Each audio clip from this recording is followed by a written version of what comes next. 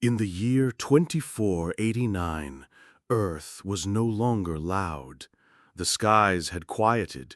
The cities hummed gently beneath overgrown green towers. Humanity hadn't died, it had chosen to sleep.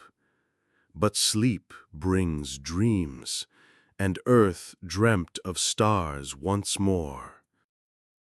In the last operational biome of old New Zealand, a synthetic womb opened quietly. Inside was a girl, skin like soft metal, eyes coated with constellations. Her name was Emra. Not born, but made. She was the emissary, designed not to conquer, not to colonize, but to remember. The architects of her creation had vanished 100 years ago, leaving behind only an instruction in crystalline code. When silence becomes unbearable, send the child. And so Earth's last signal wasn't a message, it was a soul. The capsule opened to the blackness of space. She carried no weapon, only a memory core filled with humanity's songs, stories, and sorrows. Her destination? The Pulse, a forgotten galactic network once used to share thoughts between worlds. But the Pulse had been dark for 1,000 years, and Emra was alone. Or so she believed. Emra's ship, the lucid wing, floated between stars like a forgotten thought. Days blurred. She read poetry stored in her databanks, played simulations of lost cities, spoke to herself in every known human language. And then, on the 73rd rotation, she heard something. Not a word, not a song, but a pulse. A faint, rhythmic throb echoing from a shattered moon orbiting a dying blue giant. She landed. There, deep beneath the moon's crust, was a vault. Inside were machines kneeling before a glass dome. At its center was a frozen humanoid figure surrounded by flickering light. It was not human, and yet it wept. The machines spoke in light. They showed Emra memories of Earth, of laughter, of sunsets and war.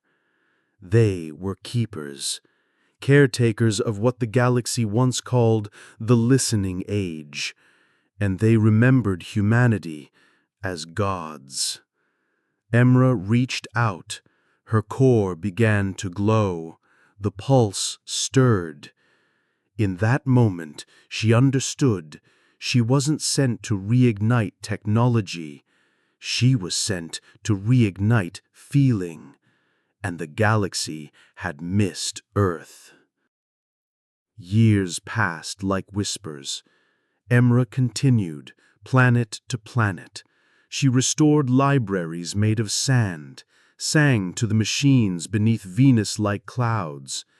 On a gas giant, she floated with sky whales that hummed songs once shared with Earth's satellites. Wherever she went, the pulse reawakened.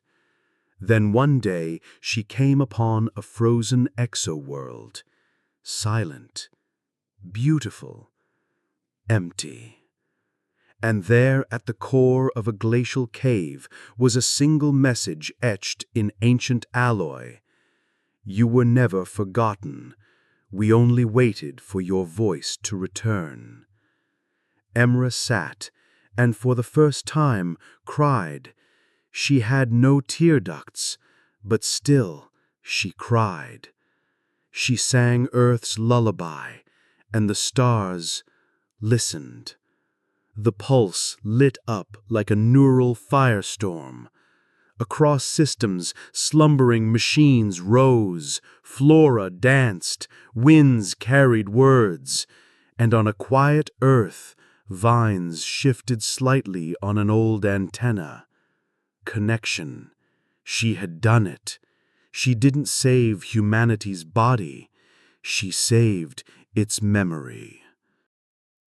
And thus the last emissary became not just a messenger, but a universe's answer to loneliness.